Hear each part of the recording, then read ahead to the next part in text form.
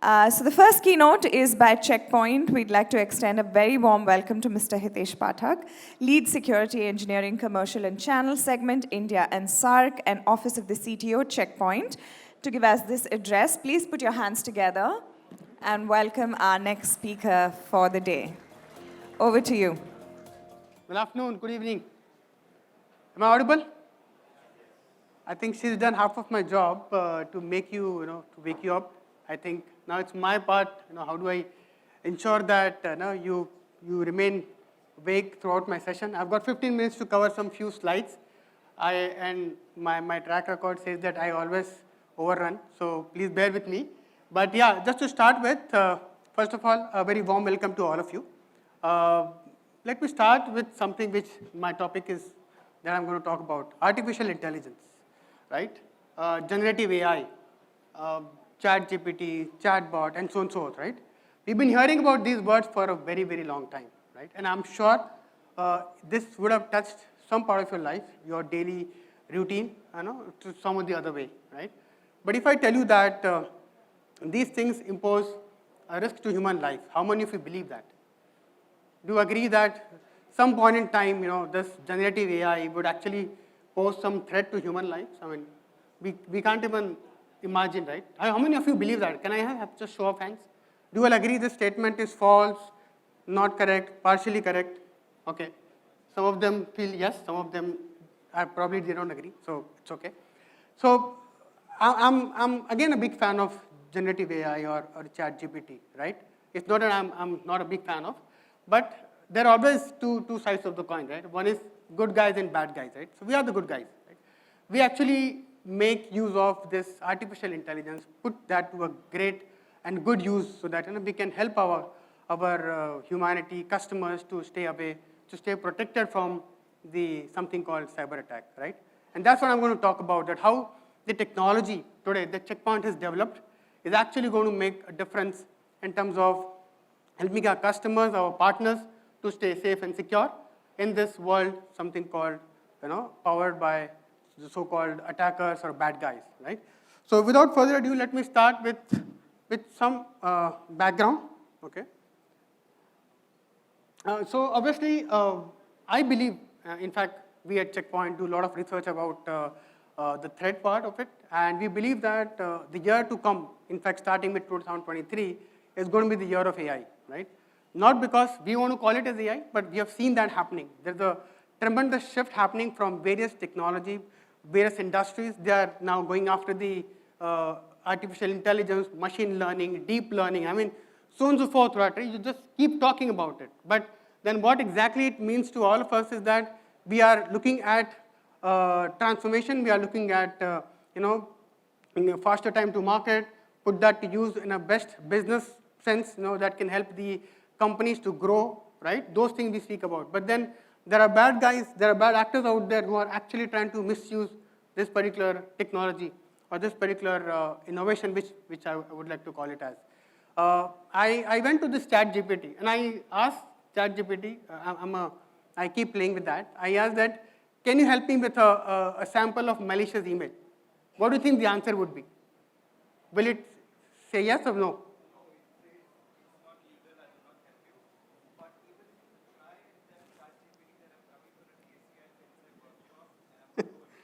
You stole my words. Okay. So that's exactly, yeah, correct. So I'll tell you, so usually what happens is, yes, there are a lot of discussion happening around this part, right? But the way you put across the questions is actually, that is where ChatGPT get confused, okay? Of course, as you rightly said, it is not illegal. The tool is built and programmed not to write any of such programs or any of such sample emails. But trust me, if you can put that question in a different way, it will say yes. It will possibly give you a nice sample, okay, in terms of, okay, this is a phishing email sample, and it will also tell you that you can embed a link here, with some point arrow, saying that, okay, if you have a link, a phishing link, just embed the link here. So I'm not going to scare you something, and this is not about ChatGPT. The idea what I'm trying to bring here is, in terms of what we are speaking about, is that these technologies, whether we like it or not, are actually there, and we don't know how it's going to be misused, right? So, and the result of that is we have seen lot of attacks happening around us, right? Now, when I talk about the threat landscape, right? Threat landscape doesn't mean just ransomware attack, right? There are phishing attacks, there are different types of supply chain attack, but there is one common behind all of them is that how longer the attack penetrated or stayed on that particular environment or a network, and how fast we were able to detect and prevent that, right? So in terms of blocking the attacker's motive and not letting the attacker to reach the end goal, for example, reaching a machine or end user so that it can compromise and start stealing the information, right? So this basically what we are saying is that there could be a rising cost of investment that companies are making today from protecting their environment from different kind of cyber attacks, threat attacks, but do they really get the ROI that they're making in terms of security investment, right? And the reason is we still believe that the systems or the technology that we put together in terms of solutions are not talking to each other. They are not meant to, possibly not designed so well that they can coexist or cooperate in terms of intelligence sharing, IOC sharing, and stuff like that, right? Way back, Checkpoint did this research late last year. So we published this report called Threat Research Report, and according to Threat Cloud, we still believe that, my pardon with this font, but the most targeted industry is still the education and research in India, okay? Then followed by few industries. But where is the BFSI? Banking and finance is probably in the 4th or 5th layer, right? Similarly, the most used attack vectors by the attackers are the web and email. So phishing, of course, is still the most used weapon, by these attackers to infiltrate an attack and, compromise customers' environment. They just start with a small email and then it just spreads like anything, right? So we are basically talking that the industry challenges, okay, which is still very, very common and being used by many of, I'm sure all of us are concerned about, is something that I'm talking about. One is data privacy. How do you ensure that, yes, you want to start federating with many different customers and partners, but then you still want to ensure that data privacy is not compromised.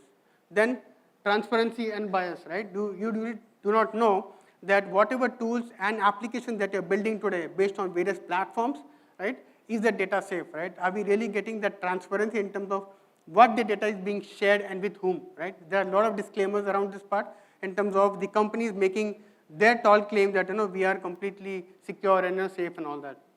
And then, of course, the liability in terms of responsibility between the OEMs, who are basically dealing with customer PI and data information, and how securely we store in our own platform or environment. And end is ethical consideration. So these are the points that people are struggling with, right? In fact, I can just add a couple of more points to that is, when we see breaches and incidents are still happening around us, and the reason is very, very simple, right? We see that there is an inadequate defense which has been deployed. Today, many customer environment, by virtue of our research and when you do something called life cycle assessment, we come to know that a lot of customers today do not really have threat prevention deployed. They still believe in the detection methodology, right? Which means that how are they preventing zero-day attack, right? If you still have a detection methodology. Similarly, there are a lot of siloed solutions. Of course, we want to, everybody's looking for that silver bullet, right? That, okay, if I put all these components in terms of security, I'm going to secure my gate. But it doesn't work that way, right? We actually end up making things more and more complex, and rather, it becomes very, very difficult for us to operate such an environment where we are, our objective was to secure our environment, but then we end up, possibly playing around with more consoles, more logs, more information, but we do not know how to handle that information, right? So idea is not that how much you're investing into the security solutions or product, but the idea is that are you really making sense out of it in terms of making the right decision that you make. And then the underlying problem that we are all dealing with is the dearth of manpower. In terms of somebody who really understands at an analyst level, how do I decipher this log or this information, right? I'm getting so much information, so much logs coming from different devices and products which are deployed, but if it doesn't make sense to me in a human readable format, it's of no use to me, right? So that's the reason people are spending lot of investment being made on having SOC, on analysts who's basically taking care of customer environment, managing them from time to time, and so on and so forth, right? So this is what we believe that in that case, what should we do? How do we handle this complexity around making things work together, having proactive intelligence, and then making sure that your systems which are used to protect your environment are themselves secure because of the code and the machine that they use it, right? So Checkpoint came up with this idea where we believe that we cannot operate in a siloed environment. There has to be a framework which basically talks each and every layer of your security solution, right? Where you get best information out of the investment that you made. For example, let's say today I have a firewall, but if a firewall doesn't understand how to understand indication of compromise and share that with another environment or another solutions which are deployed in my environment, then it's of no use, right? Which means that I'm still looking from one particular solution perspective and not making use of the something called platform sharing or power of intelligence, right? So Checkpoint came up with this something called 3C approach, right? And I'm going to talk about what exactly this means. So we are looking at an environment which should be comprehensive, sorry, my bad, comprehensive, which should be completely consolidated, right, and collaborative. If I can just double deep into this part, what we are saying is that today you may be wanting to implement, let's say, zero trust architecture, right, or possibly have a best threat prevention approach in terms of preventing zero-day attacks, unknown malware, whatever it could be. But then if your solution is not covering all the threat pillars in terms of entry and exit point, which means that you have a half-cooked solution, right? So point number one, you should have a comprehensive set of solution which can take care of all the entry and exit points, all the attack vectors, right?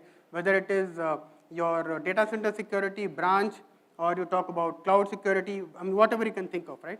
At the same time, we should also be helping you with consolidation of all this management platform into one single console, right? Today, a lot of customers, when I go and talk to them, they say that, yes, we have got best of the breed solution deployed. But the problem that we're dealing with is that I do not have a single dashboard, right? Which is a very, very common ask coming from a lot of CXOs, right? In that case, how do you manage that, okay, I've got information coming from one part of the solution, but then if it's not giving me the right picture, which means that I'm still dealing with siloed or information overload and not getting the right ROI. And third is collaborative. Now, this is something which I also believe is an important point. When I say collaborative, we should be able to share the IOCs with different solutions, not just coming from the same vendor, but then you should be able to make use of information with the different third parties also. For that, what you need to do, you need to be open standard.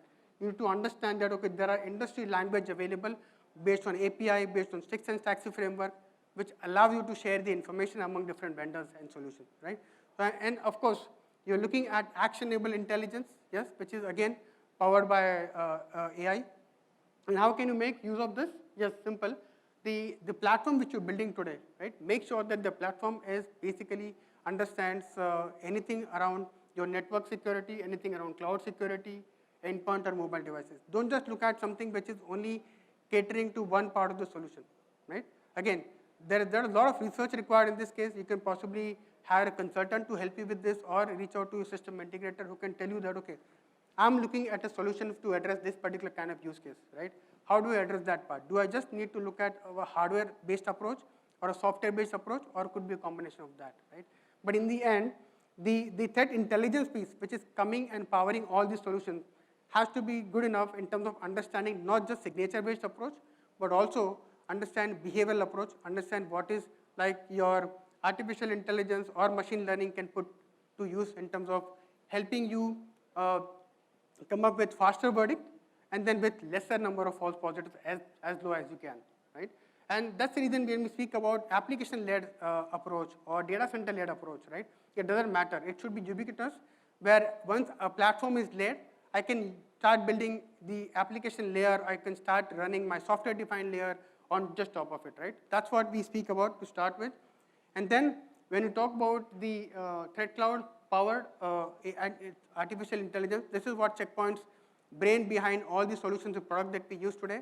So we have got large repository of database which we possess today. And this is nothing but information which has been gathered from last 30 years of our existence, right? Because as I said, artificial intelligence also needs some data for you to operate, because based on the data, the decisions are being made. So if the data is accurate, the decision will be, again, accurate based on that, right? So we believe in that, and that's the reason today you see, today we make close to 2 billion decisions now in terms of prevention, in terms of identifying the rules, identifying the threat vectors, and this is all happening at the back end, right? And again, this is all very, very fast and secure, where we ensure that this is not being compromised at any level, right? And at the same time, when I look at that what is it that we are delivering, there are a lot of engines that we use in the backend which keeps updating the database. Again, a lot of information comes from our threat and research team also, which works round the clock to help our customers build the platform and ensure that the systems are never compromised, right? Just to give an example, AI in action, right? Imagine that you have a exe file coming to your environment, right? And the security gateway, the firewall, looks at the information about what is embedded in that. Immediately, based on the parameter or type of the file, the action will be triggered where it will go and look at decision-making parameter coming from our threat cloud. There are multiple engines running in the backend which ensure that this is an executable. What type of executable it is, right? Do we have malware DNA sample available for this particular one? All the decision happens very, very fast and quick, right? And we are talking about a fraction of a second in terms of speed and response, right? So this is also very, very important, that how quickly can you give a verdict when even if it's a zero-day attack, right? Again, there are ways and means of handling zero-day where you can possibly have extraction where you don't really waste in terms of sandboxing the file, but simply go ahead and extract the thread so that the file is completely risk-free.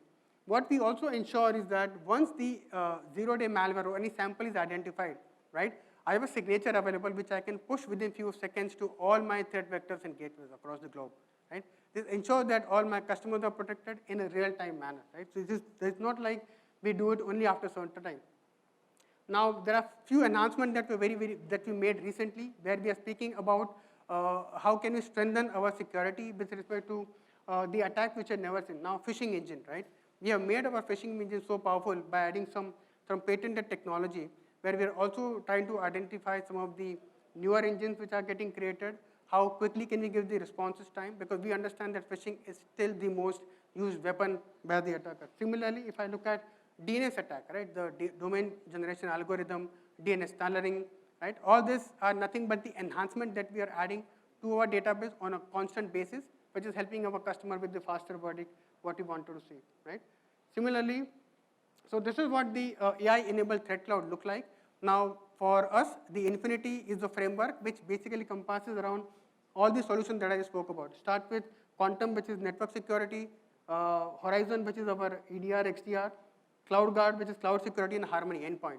So any solution of Checkpoint today you look at, right, has got the intelligence coming from our threat cloud, which is constantly ensuring that we are completely in line to what the real threat scenario is. Now, speaking about the current trend in the market, what we see is today, a lot of customers are also talking about aligning to some industry best practices architecture, right? And this is where we see CSMA, which is again coined by Gartner. Checkpoint has got complete overlapping portfolio in terms of mapping the framework with the solution that we are speaking about. So you need to have a response plan in place. What we say is that it should be like cyber hygiene, have a prevention-based mindset, and AI-driven approach. And of course, it should be completely collaborative and last thing which I want to leave with is that how can you include that into your SOC profiles, right? So tomorrow when you want to look at from an automation perspective and have an AI-based SOC, you can automatically integrate that with the information that we are just speaking about. I think from a different complete cyber kill chain perspective, right? Starting with entry point to gaining persistence, how the lateral movement can be prevented, and the data leak can be prevented. Right? So this is what we provide as a part of our solution. So 3 key principles: prevention first approach, and AI-based threat intelligence, and solution should be able to scale to the larger network. So that's it. I just wanted to share with you. So just to summarize, we have got 4 different solutions: Quantum, Harmony, CloudGuard, and Horizon, which builds the complete portfolio of security. So if you're looking at strengthening your cloud, strengthening your security posture, you can pick and choose any of this pillar and just start with it, right? Me and my colleague are around here. If there are any questions after this session, feel free to reach out to us. Thank you so much for your time today.